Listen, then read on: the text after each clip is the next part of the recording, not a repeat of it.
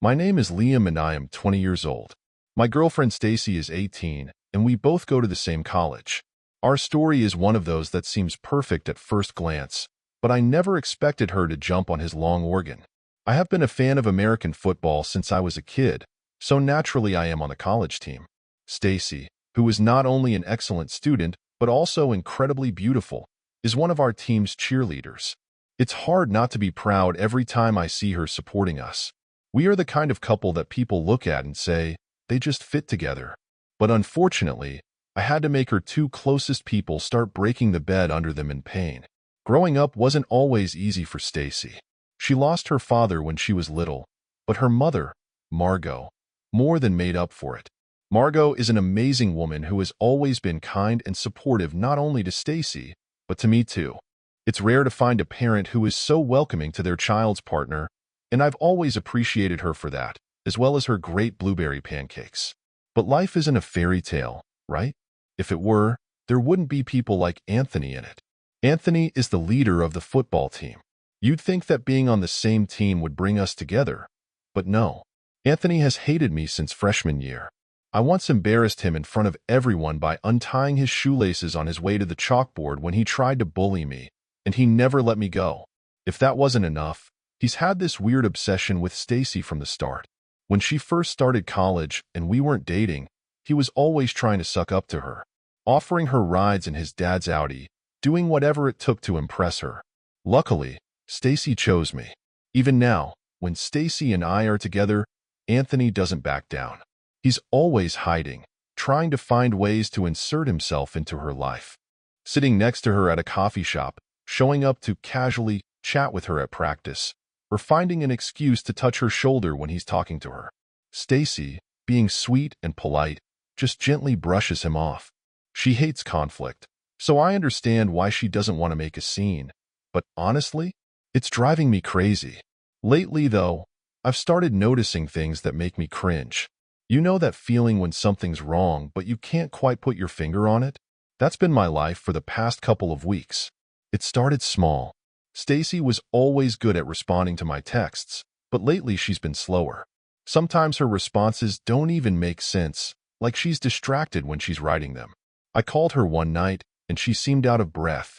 She said she was working out, but something in her tone didn't sit well with me, and most of the time when she went for a run, she invited me along. Her behavior in college was the same. She would always come up to me during breaks to hug or just talk nonsense, but now she could walk down the hallway with her friends and pretend not to notice me or just give me a short, cold glance and a hypocritical smile. On the weekend, I saw her leaving a cafe, laughing at something on her phone. When I asked her about it, she brushed it off, saying it was just a funny meme. But on Monday, I saw Anthony in class scrolling through his phone and laughing at the exact same picture Stacy described. Maybe it was a coincidence, but my brain started connecting dots that probably didn't even exist. The next thing happened on Friday after practice. I was walking to the parking lot when I saw Anthony's car parked right in front of the building where Stacy had her last class. He was leaning against it, looking smug as ever. When I asked Stacy about it later, she said she just said hello and walked away, ignoring his further advances and offers to give her a ride. Stacy and I were young and in our first serious relationship. I didn't have any answers, and the last thing I wanted was to let my paranoia ruin everything. So I turned to someone I trusted, Margot, Stacy's mom. Margot had always been like my cool aunt. I figured if anyone could help me, it would be her. Plus, maybe she'd noticed something I hadn't. I made up an excuse to stop by Stacy's that day, pretending to need to return a book she'd left in my car. Stacy was busy finishing up her homework in her room, so it was the perfect chance to sit with Margot over a cup of tea and my favorite snack, her famous blueberry pancakes with just the right amount of syrup. I kept the conversation light at first, asking about her job, her garden, and the stray cat she'd recently fed. Margot had a way of taking the most mundane things and making them sound like an adventure. After a few minutes, I cleared my throat and took the plunge. "Have you noticed anything with Stacy lately?" I asked, trying to sound nonchalant as I dug into my pancake. Margot tilted her head, her expression softening. "Funny you should ask," she said, setting her mug down. "I was wondering the same thing. She's been quieter than usual and a little absent-minded. I've asked her about it, but you know Stacy. She just brushes me off, saying she's fine. It wasn't just my imagination. But before I could get too far, Margot reached across the table and squeezed my hand reassuringly. Liam, I think you need to talk to Anthony, she said. I froze. Talk to Anthony? It was the last thing I wanted to do. Anthony and I weren't exactly on good terms, and with the big competition coming up, we were supposed to be teammates, not rivals. But Margot's eyes didn't waver. If something's bothering Stacy and Anthony is involved, you're going to have to confront him, she said firmly. I nodded. Margot was right. If Stacy hadn't told me anything, and Anthony was somehow involved, I needed to step in, no matter how much I hated the guy. The next day, I waited for the perfect moment. It came during recess, when Anthony was hanging out in the cafeteria with his usual crew of dumbass. My hands were practically shaking, but I clenched my fists and walked over. If I was going to do this, it had to be now. Anthony, I said, my voice steady despite my nerves. We need to talk. Alone. His eyebrows shot up, and then he smirked. About what? He asked, leaning back in his chair as if he owned the place. You know what? I snapped. Stop picking on Stacy. You need to leave her alone. His smirk widened, and one of his buddies whistled softly. Ooh, look who's being brave today, Anthony said, his voice dripping with mockery. Get lost, Liam. Stacy can talk to whoever she wants. Shut up, I retorted. Meet me in the backyard during our next break. If you're manly enough. We met behind the gym about an hour later, where no one could see or hear us. I hadn't planned on getting into a fight, but Anthony's smug expression and cocky laugh made it inevitable.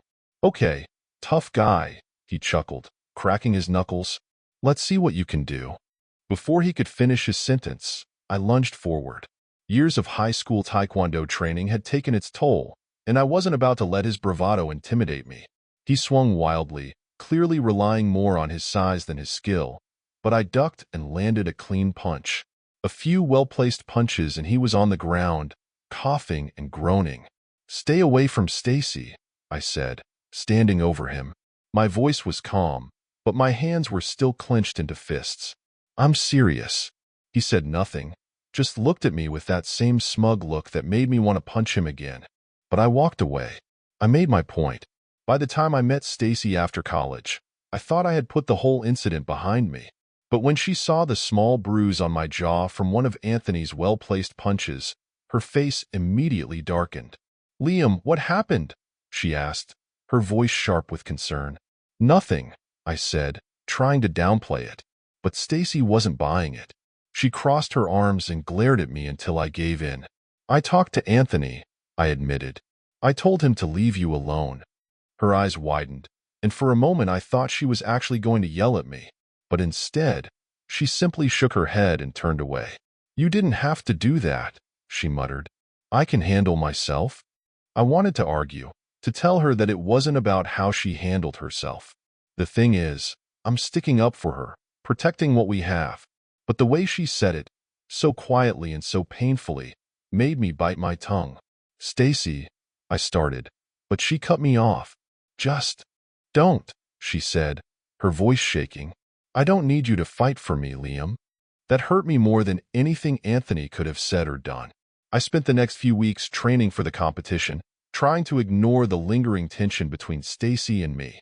Anthony, of course, tried to pick on me at every opportunity during practice. A nudge here, a snide comment there. He couldn't seem to let go of the fact that I'd beaten him, both in a fight and when it came to Stacy's love. But I didn't take the bait.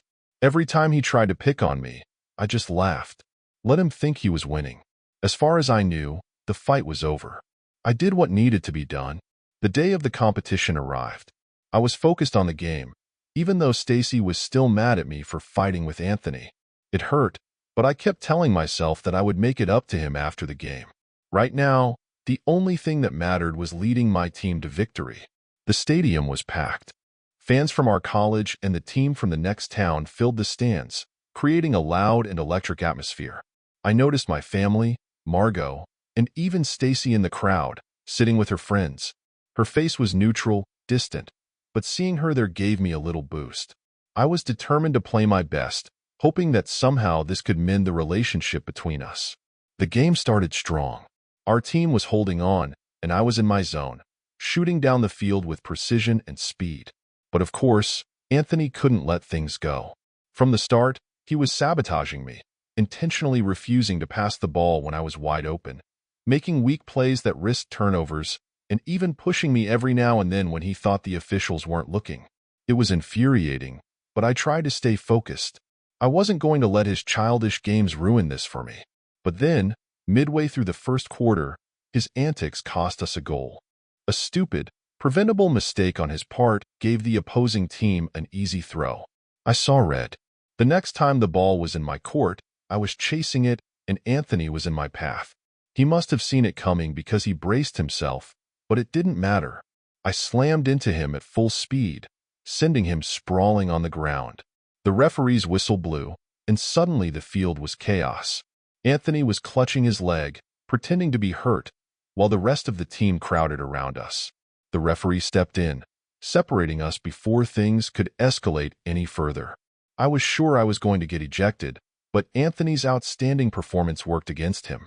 The referee ruled he couldn't continue and benched him for the rest of the game. I only got a warning, a slap on the wrist, which, frankly, I didn't care about. All that mattered was that Anthony was out. With him off the field, it was like a weight had been lifted. Our team had found its rhythm, and I could play without constant interference. By the final whistle, we had won a hard-fought victory.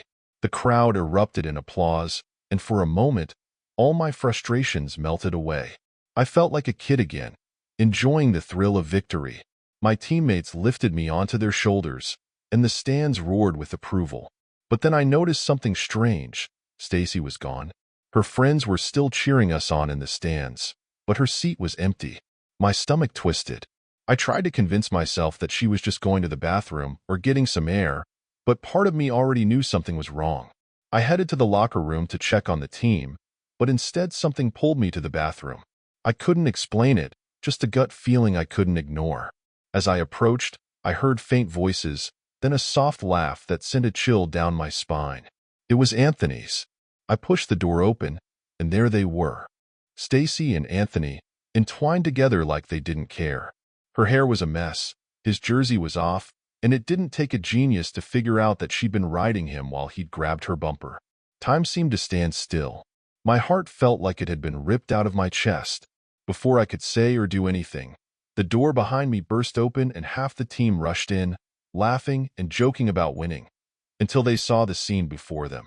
The laughter stopped immediately, replaced by a mixture of awkward silence and quiet murmurs.